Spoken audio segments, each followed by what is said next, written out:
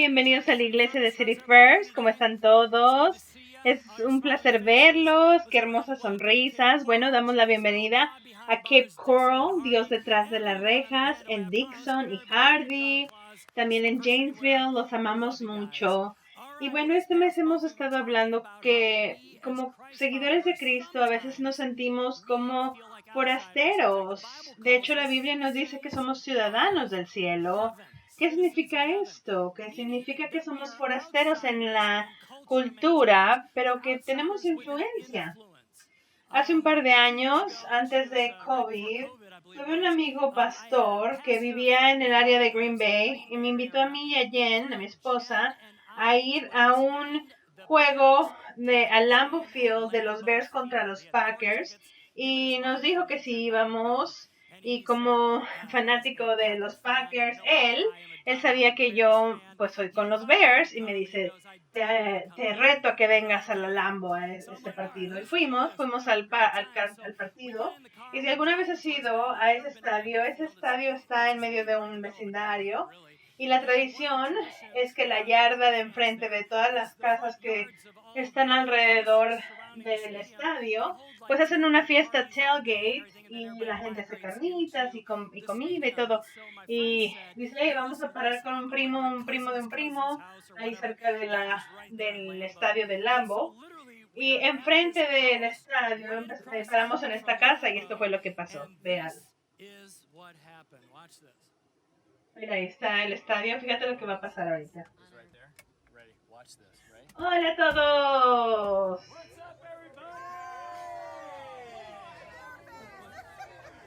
Me siento muy mal. Ni siquiera me saludaron. ¿Sabes? Ese día fue un misionario. Eso fue lo que hice. Estaba tratando de alcanzar a los perdidos.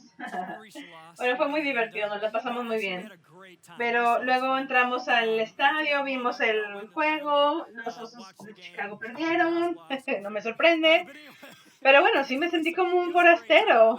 Pero tenía influencia del cielo, ¿verdad? Y en una nota más seria, como cristianos, bueno, a veces nos sentimos así, como que estamos fuera del lugar, que estamos tratando de tener influencia. Y estoy escuchando que a veces los cristianos se sienten así, como en la cultura ahora, con todos los eventos que están pasando y los valores y todo eso. De hecho, los teólogos, el doctor Michael Bird, acaba de escribir esto y él dice, el globo está prácticamente inundado de terror, tiranía y trauma. Dice, nuestro mundo se está poniendo bastante peligroso por las crisis financieras, las pandemias, el incremento de injusticias, inequalidades, caos democrático, problemas geopolíticos y guerras y rumores de más guerras que vienen. Bueno, yo dije, wow, le dio el tiro al blanco ahí. Y aparte de eso, hay una elección que viene en una semana más o menos. Y sabes, esta carrera ha sido muy tóxica, ha sido muy divisora, divide, y hay personas aquí en América, no todos los americanos, pero algunas personas que han entrado a esta creencia o mentalidad que aquellos que están en el otro lado de su pensamiento, por decirlo así, no deberían de existir. Hay mucho odio para las personas que están del otro lado, no queremos tratarlos con ningún tipo de dignidad. Y luego le avientas las noticias nacionales, las plataformas de redes sociales, y bueno, miles y miles de millones de dólares que están ganando estas compañías, ¿verdad? Me están haciendo dinero con estos temas para alcanzar a otros, pero están tan problemáticos que están fomentando el odio entre los unos a los otros. Y tanto los que están corriendo como candidatos a la presidencia, como otros, significa que están prácticamente, dice, el fin justifica los medios, están aplicando eso, dice, atácalos, otras personas están diciendo, menosprécialos, diles cosas feas, háblense irrespetuosamente. ¿Qué tenemos que hacer en medio de esto nosotros como cristianos? Aquí estamos siguiendo a Cristo, estamos en medio de este clima político. ¿Qué es lo que tenemos que hacer? Así que hoy quiero hablar de esto. Quiero hablar de la política y el gobierno y los cristianos, pero también quiero que hablemos de esto. Hay que tomar un respiro profundo, porque siento que a veces, cada vez que todo el mundo empieza a hablar de la política, todo el mundo la presión arterial le sube, no saben hablar de eso tranquilamente. Yo voy a hablar de la elección de presidencia, no voy a hablar de los candidatos, no te voy a decir con quién votes o por quién votes o quién es mejor o quién es peor. Yo no voy a hablar así hoy, pero lo que voy a hacer es enfocarme en lo que hicieron los seguidores de Cristo hace 2000 años, cuando vivieron en medio de una sombra de un emperador muy malo. Y ese imperio no quería a Jesús. ¿Cómo vivían? ¿Cómo respondía como exilios en una cultura pagana, se puede decir? Yo creo que a veces podemos pensar que vivimos en territorio desconocido, pero no, ya hemos estado en ese territorio con otros cristianos hace 2000 años. Y a lo mejor es anortodoxo para nuestra vida, pero no es inexplorado. Ya ha habido personas que han pasado por situaciones similares desde los principios de la Biblia. Muchas veces las personas de Dios vivían bajo la regla de esto pagano, a lo mejor los egipcios, los babilonios, los persianos, los amalequitas, los perizanos, bueno, ellos estaban o siendo atacados o tenían la regla de naciones así. ¿Cómo vivían los cristianos?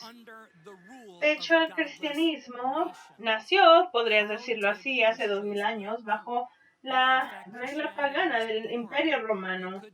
Y Jesús fue crucificado en una cruz. Y la cruz fue un instrumento, se puede decir, para la muerte, para los rebeldes políticos.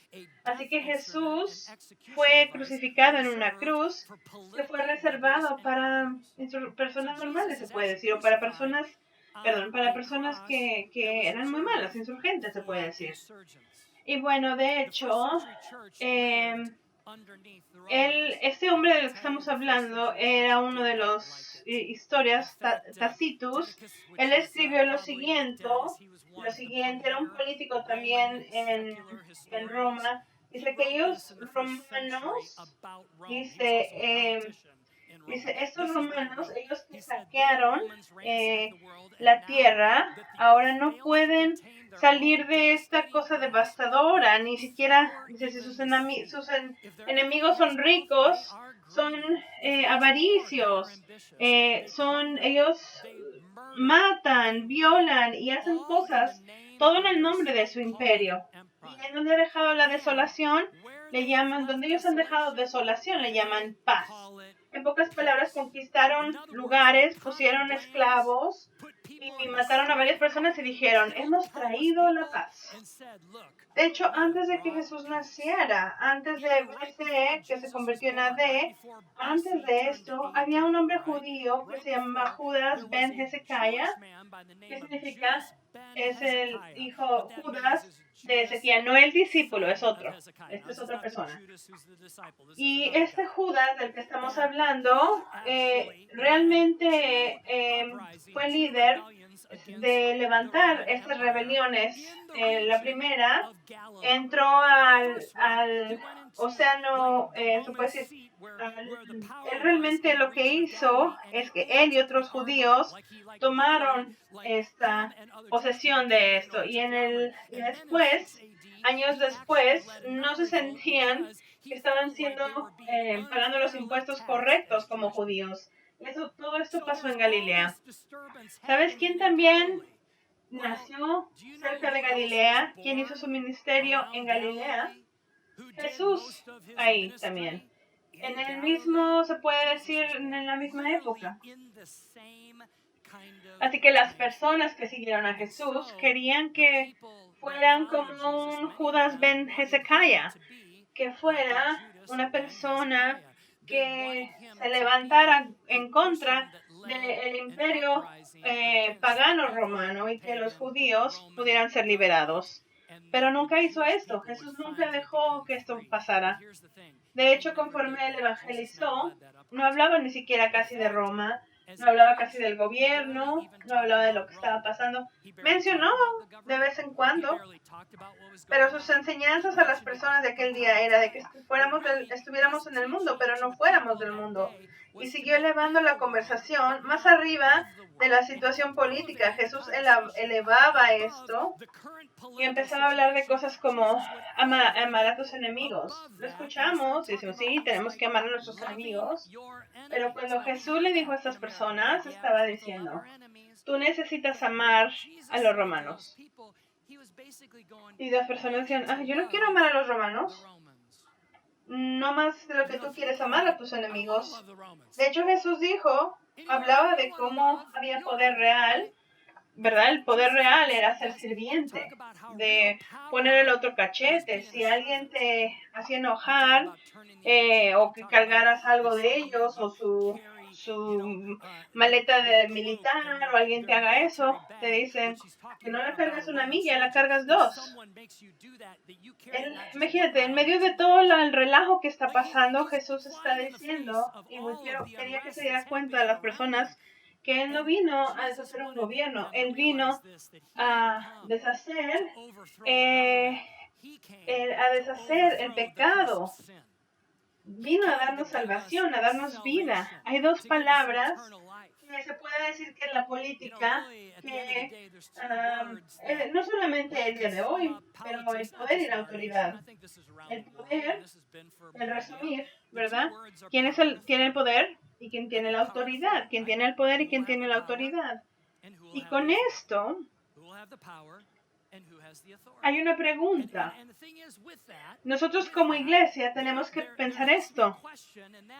¿Nos da miedo el perder autoridad o poder si nuestro candidato de preferencia pierde? Pensamos que vamos a perder poder y autoridad. Las malas personas van a tener poder y autoridad y luego tenemos que preguntarnos, bueno, ¿qué es el poder? Y para definirlo, hay una historia del Dr. King, de Martin Luther King Jr. En 1962 estaba evangelizando en Birmingham en la conferencia cristiana y conforme estaba evangelizando, había un hombre que se llamaba Roy James. Roy James era un conocido de los nazis. Él era miembro de los nazis. Odiaba a las personas morenas. Y conforme el doctor está hablando en el escenario, y Roy viene al escenario, lo empieza a atacar, le empieza a dar de puños. Y sí, viene contra Martin Luther King Jr. y le empieza a dar de puñetazos en la cabeza. Y él empezó a hacer algo muy unortodoxo.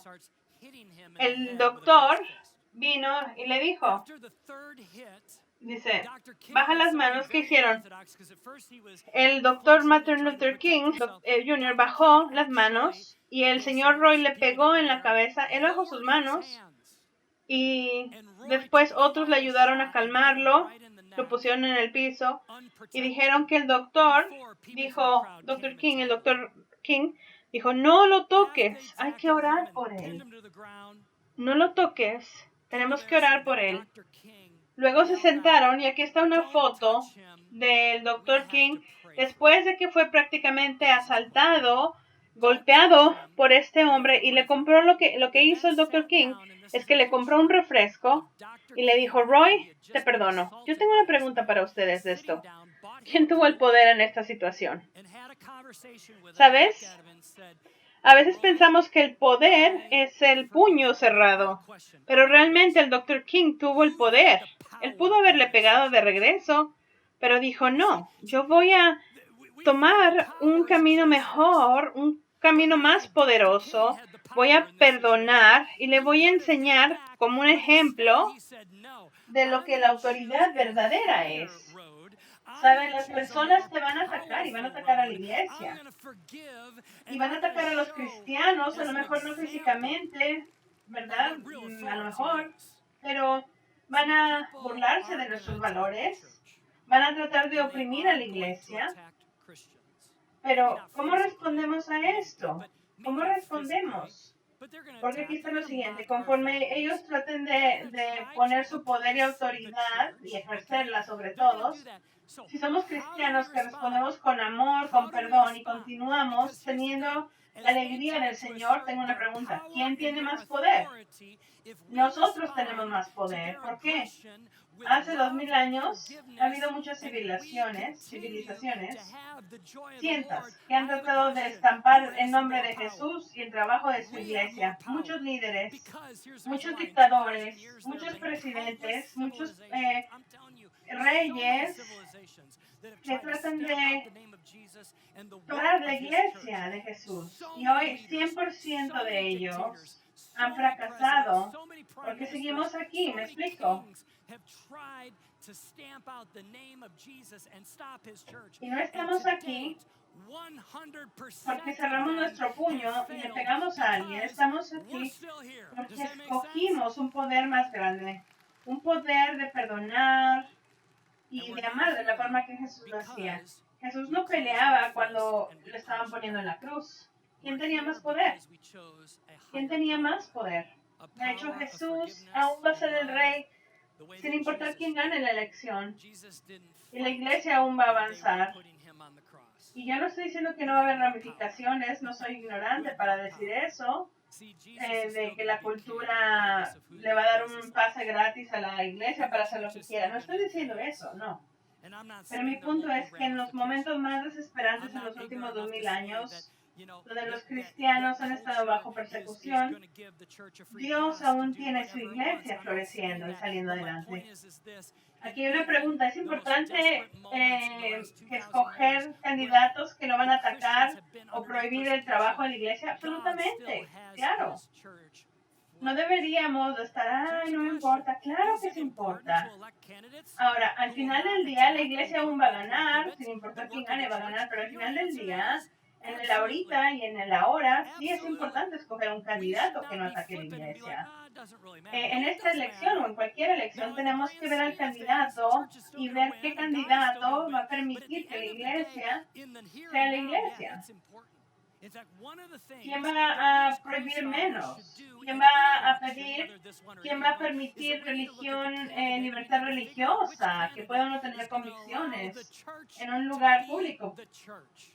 Así que sí, deberíamos estar preocupados por las políticas. Los cristianos deberían estar involucrados en política. No es algo que tenemos que hacer a un lado. De hecho, hay un teólogo que se llama N.T. Wright, dijo, si el reino de Jesús es de tal orden, no de este mundo, pero para el mundo, entonces el no estar involucrado en la política es imposible. Tenemos que ser políticos en alguna cosa, porque el reino de Dios tiene implicaciones políticas para pobreza, proclamación, para justicia, para juzgarlos, para el Congreso, para la iglesia, para el amor, para la libertad. La iglesia y el Estado son inseparables, son separables, pero siempre va a haber una conexión entre la religión y la política por los valores y el votar. La religión va a ser una parte de la conversación política, aunque les guste o no. Es de verdad. Es imposible separar la fe y el gobierno, porque la fe tiene influencia. Martin Luther King, regresando con él, tenía esta frase. Dice, la iglesia se le tiene que recordar que no es el maestro o el sirviente del Estado, pero la conciencia del Estado. Así que sin la iglesia, el gobierno no tiene conciencia. Así que la iglesia sí mantiene una parte clave en la iglesia, en la sociedad. Y como seguidores de Cristo, nosotros también tenemos realmente una llave maestra como ciudadanos del reino. Deberíamos de ser los ciudadanos modelos para esto.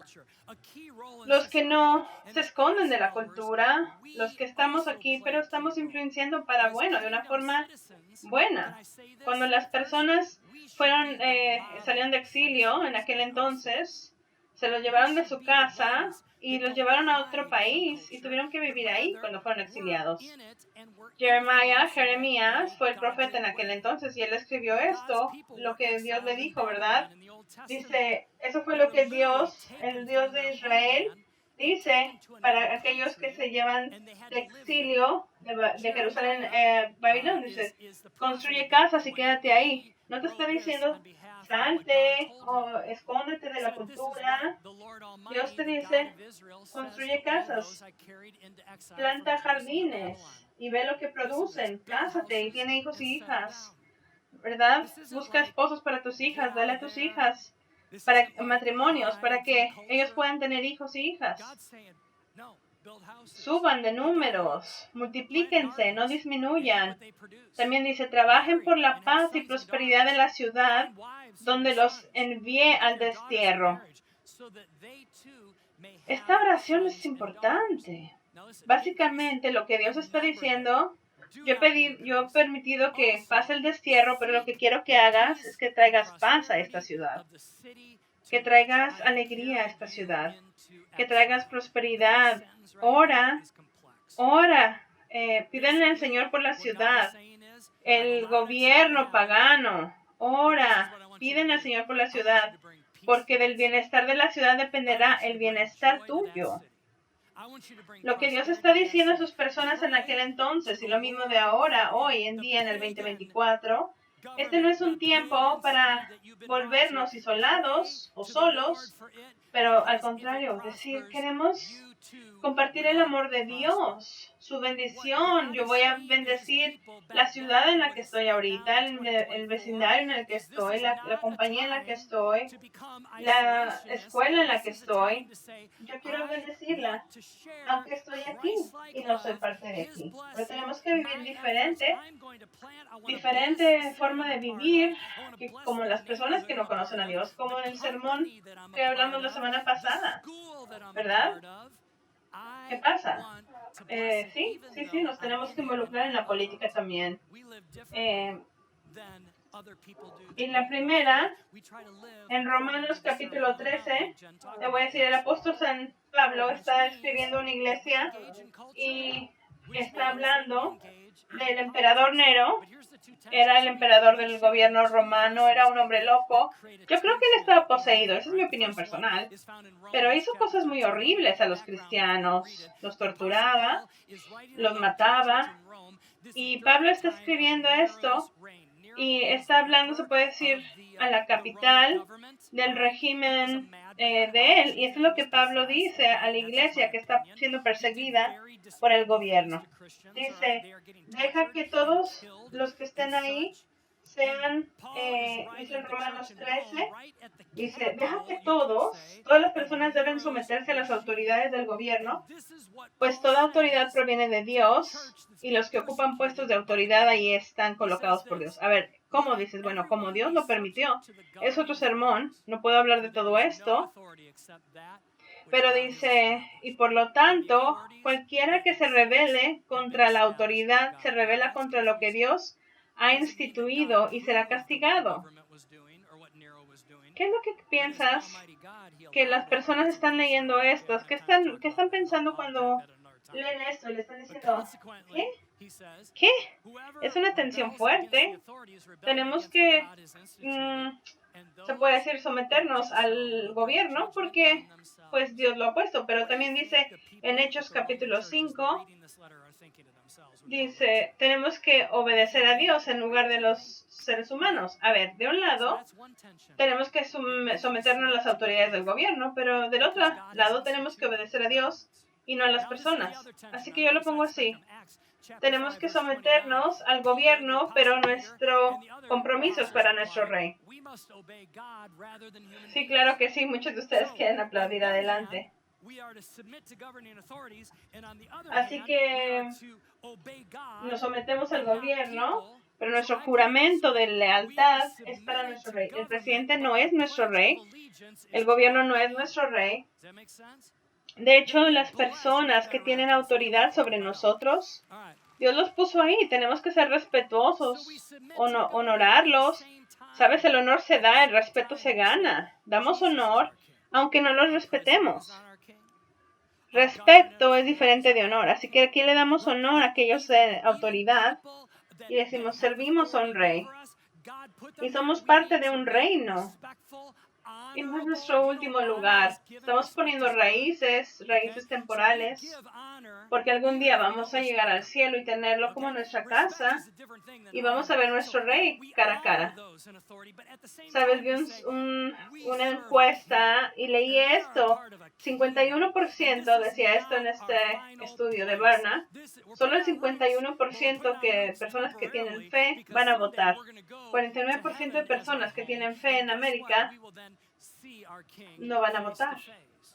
Y yo digo, wow, es casi el 50-50. Y vi eso y dije, wow, eso significa que hay 32 millones de cristianos que profesan estar en la iglesia seguidamente, pero no van a votar. 32 millones. Eso fue un shock para mí, porque aquí está un hecho de la elección del 2020. En 9 estados, el margen de victoria fue una diferencia de 600,000 votos. 32 millones de cristianos no van a votar. ¿Cómo? A ver. Y para mí, esto no me gusta para nada, porque yo no te voy a decir hoy por quién votes, pero como tu pastor, te voy a implorar que votes. Sí, vota. ¿Por qué? Porque es un derecho de Dios que nos ha dado como nación y como civiles de este país. Muchas naciones no tienen este poder. Muchas civilizaciones en épocas, hay personas que han muerto por querer votar en otros lugares o anteriormente. Es realmente, se siente mal el no ejercitar este derecho que nos dan. Y dices, ay, no me gusta ningún candidato. Bueno, pues escoge el que tú piensas que es menos cruel en tu mente. Porque si estás esperando para el candidato perfecto, al menos aquí en América vamos a estar esperando mucho, mucho tiempo por el candidato perfecto.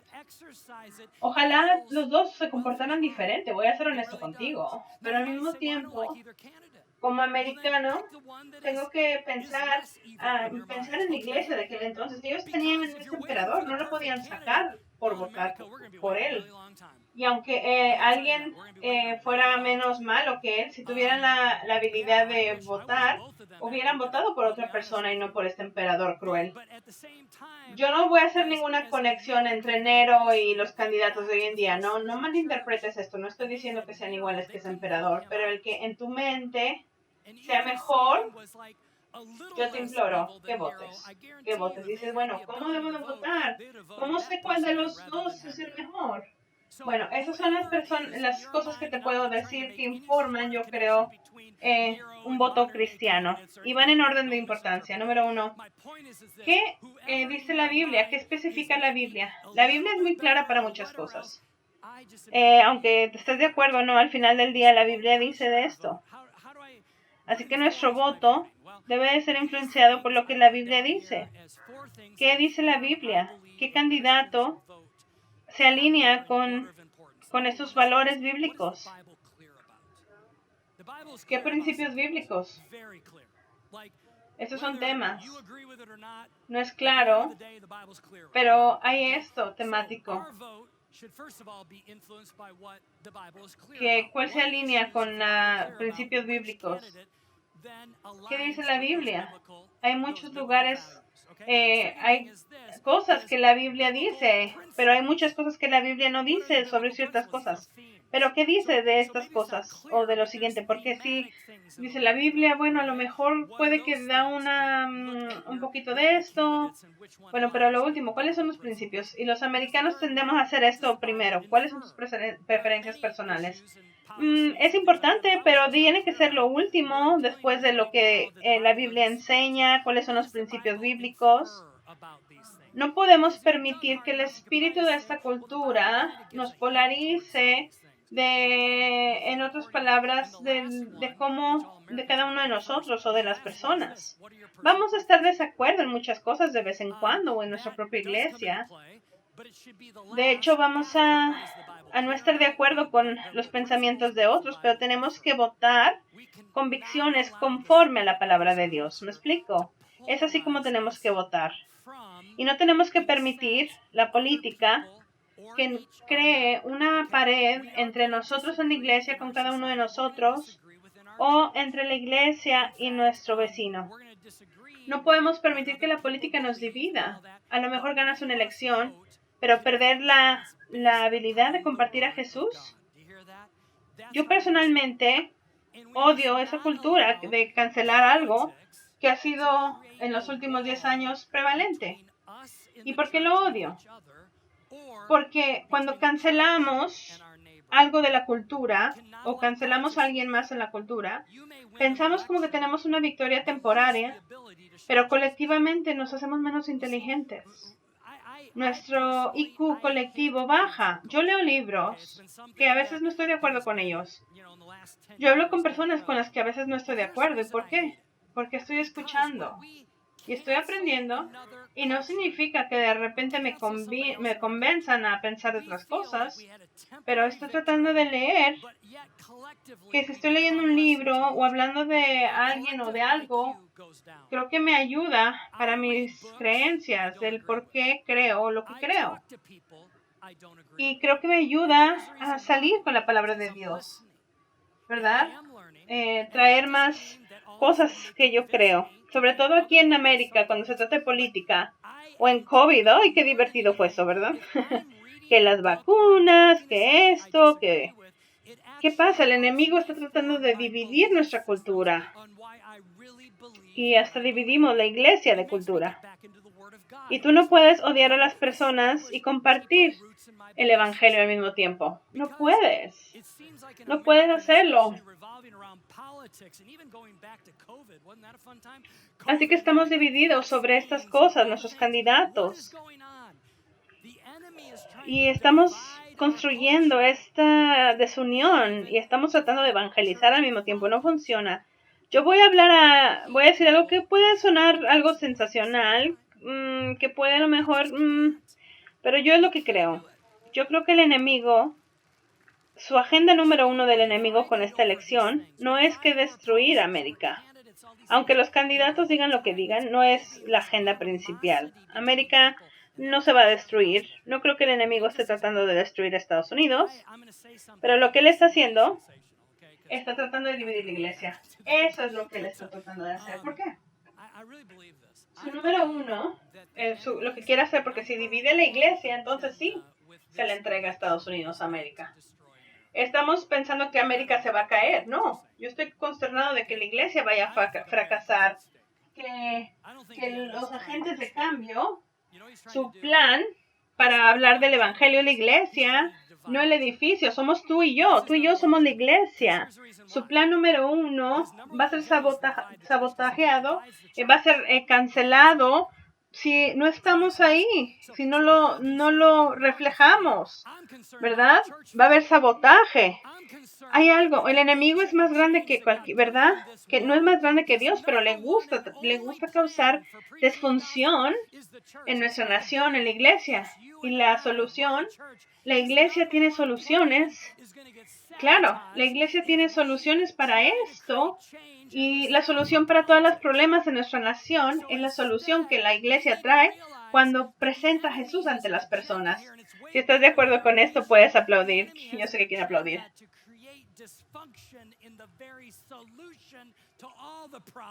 Vamos a divertirnos. No seas ofendido, no te ofendas por esto.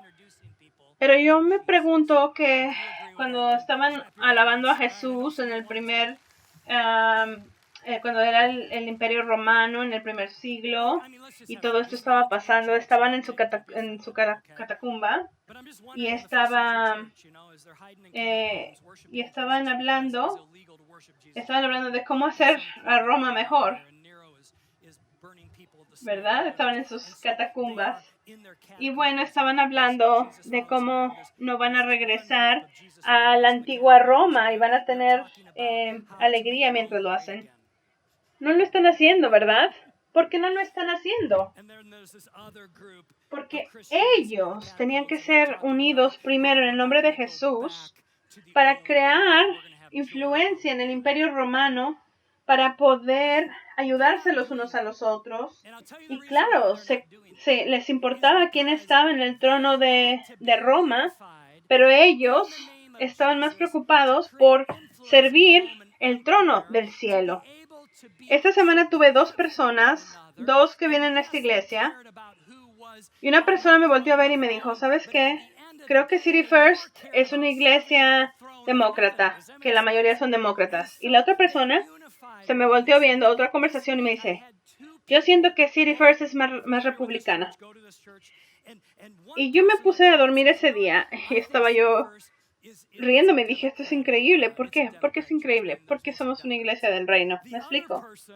Sí, hay republicanos aquí y hay demócratas también y hay independientes y a lo mejor hasta de verdes, ¿verdad? No hay personas que no creen en nada, ¿verdad? También. No hay aquí hay muchas personas que creen en diferentes cosas y no se trata de pensar igual todos, sino de pensar juntos y tener conversaciones civiles y hablar ampliamente de qué es lo que dice la palabra de Dios de estas cosas. Vi este artículo antes de cerrar. Se escribió en el 12 de octubre de 1984, casi 40 años anteriormente. Esto es una publicación, una revista de Cristian Pentecostal. Dice 10 cómo votar siendo cristiano, ¿verdad? Pautas dice, no confundas patriotismo, el ego nacional o la cultura, o la cultura del este, y fíjate bien lo que dice aquí, dice, la cultura del este con la fe cristiana o la práctica del cristianismo. La número 2 dice, no confundas la actividad política secular con el propósito de la iglesia, ni el estar de campaña y evangelizar. Ahora dice, no des acusaciones falsas contra tu oponente, pero mantén tu integridad. Dice, no consideres un hermano o hermano que es de la misma fe que es un adversario si tienen una forma de ver política diferente. En todo momento, por favor, verifica la información antes de aceptarla, ponerla en Facebook, yo agregué eso, pero asegúrate que la información sea correcta antes de repetirlo a otros. Número 5, en todo momento, entiende la posición de los candidatos y evalúa él o ella en esa base. En la base de su habilidad de tener realmente las funciones de la oficina y de su integridad. Número 6, en todo momento que entiendas, no te excuses por no entender esto diciendo que Dios te va a enseñar quién votar. Esfuérzate por saber la posición de cada candidato. Y también dice, compara la posición de cada candidato conforme a la escritura. No forces que la escritura ponga cosas que el autor no quiso hacer. No votes ni trabajes, dice, no votes ni trabajes por un candidato porque dice que es cristiano o no. No niegues a tu familia la alabanza, no te pierdas, ¿verdad? No pierdas tu salvación en una elección. Número 10, en todo momento, ora por tus líderes. ¡Wow! Creo que en este entonces eso también aplica. Mucho de la división, conforme cerramos, es basada al miedo. Lo vemos. Y en línea, en redes sociales, en podcasts, en clips. Muchos de ellos son clips de veras, otros son clips del AI, de la inteligencia artificial, y están metiendo miedo.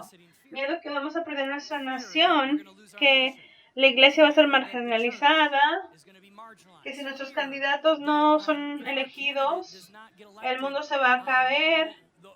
Miedo por nuestros hijos, nuestros nietos, su futuro. Yo quiero decir esto, yo no creo que esos pensamientos sean malos. Yo creo que esos miedos que están circulando en la cultura, sí, a lo mejor algunos sí son fundados, pero algunos no. Pero al mismo tiempo, tenemos que darnos cuenta que mucha de esta división es basada en el miedo. Y N.T. Wright escribió en este mismo libro, dice, voltea, estamos viviendo en momentos interesantes, tiempos trágicos, tiempos terribles. ¿Qué vas a hacer con tu vida? Dáselo viendo a un teléfono o hacer algo que realmente representa la creación de Dios. El mundo necesita cristianos que estén con la mente enfocada en Cristo, en el reino. Pon tu fe donde está el miedo. Llena tu mente con cosas de amor, no amor por las cosas. Yo creo que eso es grande. Pon tu fe donde está el miedo. Conforme cierro, voy a leer esta oración de Jesús para nosotros. Todos sabemos de esta oración de Jesús, nuestro Padre que está en el cielo, que estás en el cielo, santificado sea tu nombre. Pero bueno, antes de llegar al cielo, y muchas personas no conocen esto, está en Juan. No puedo leer todo porque no tengo tiempo, pero vamos a leer un poquito de esto. Y Jesús está orando en la presencia de sus discípulos y dice lo siguiente: ahora vengo hacia ti, le dije a ellos, los discípulos, dice muchas cosas cuando estaba con ellos. Dice, les he dado tu palabra y les he dado tu palabra, y el mundo los odia porque no son del mundo, así como yo no pertenezco al mundo, soy ciudadano del cielo. Dice, yo no estoy pidiendo que los saques del mundo, sino que los protejas del maligno. Al igual que yo, ellos no pertenecen a este mundo. Hazlos santos, que son diferentes, con tu verdad. Enséñales tu palabra, que es la verdad. Ahora, así como tú me enviaste al mundo, yo los envío a Rockford, Illinois, a Cape Coral, a Janesville, Wisconsin, a Dios detrás de las rejas, God Behind Bars, en todas estas áreas de ciudades, donde quiera que te encuentres viendo, en tu sala, los estoy mandando ahí. Así como tú me enviaste al mundo, yo los envío al mundo y me entrego por ellos para un sacrificio santo, para que tu verdad pueda hacerlos santos. Dice, no te pido solo por estos discípulos, sino también por todos los que creerán en mí por el mensaje de ellos. Te pido que todo sea uno, así como tú y yo seamos uno, es decir, como tú estás en mí, Padre, y yo estoy en ti. Que todos seamos uno, así como tú y yo somos uno. Dios, así como tú y yo somos uno, mi oración para toda la iglesia es que seamos uno. No permitas esta elección que divida tu iglesia o que divida esta iglesia de aquellos que necesitan a Jesús. No lo hagas, no lo permitas, porque podemos ganar la batalla, pero vamos a perder la guerra. Esta elección es importante. Ve, vota. Pero al final del día, acuérdate, tenemos que estar unidos. ¿Qué hacemos el miércoles después de la elección? Vamos a vivir como ciudadanos del reino. Vamos a amar a nuestros enemigos. No vamos a decir cosas porque si ganamos, no nos vamos a alocar si perdemos. No vamos a traer el mismo espíritu de la cultura general. Vamos a estar unidos por la misión de Dios y de la misión de City First, que es la misión de Dios, que todos conozcan a Jesús y enseñarles a seguirlo. Así que yo quiero que acabemos esto en este minuto orando por nuestra nación. Y quiero preguntarle a Dios que ore en la siguiente semana, porque al final del día el resto está en manos de Dios y tenemos la responsabilidad de vivir como ciudadanos del cielo. Dios Padre, oro en este momento, esta oración rápido, porque sabemos que te llega a ti, porque no estás lejos de nosotros. Y hoy como iglesia oramos por esta elección. Oramos que tú guíes y estés al frente de esta elección, que todos los candidatos, sin importar quién gana, que los dos o el que gane se rindan de ti. Que los principios bíblicos y valores, lo que la Biblia dice, que sea realmente la luz, la guía para la administración que entre o que se quede en poder. Dios, yo pido que tú, Dios, bendigas nuestra nación. Y llego a ese versículo que dice, si más personas confiesan sus pecados, hacen lo correcto, entonces tú vas a sanar la tierra. La responsabilidad que tenemos nosotros es voltear de las cosas incorrectas, del pecado, y como iglesia decimos, queremos estar unidos, queremos ser santos, queremos vivir como Jesús lo hizo. Y Dios, sana esta nación. América está así, pero nada que no se pueda reparar. Hay un Dios grande.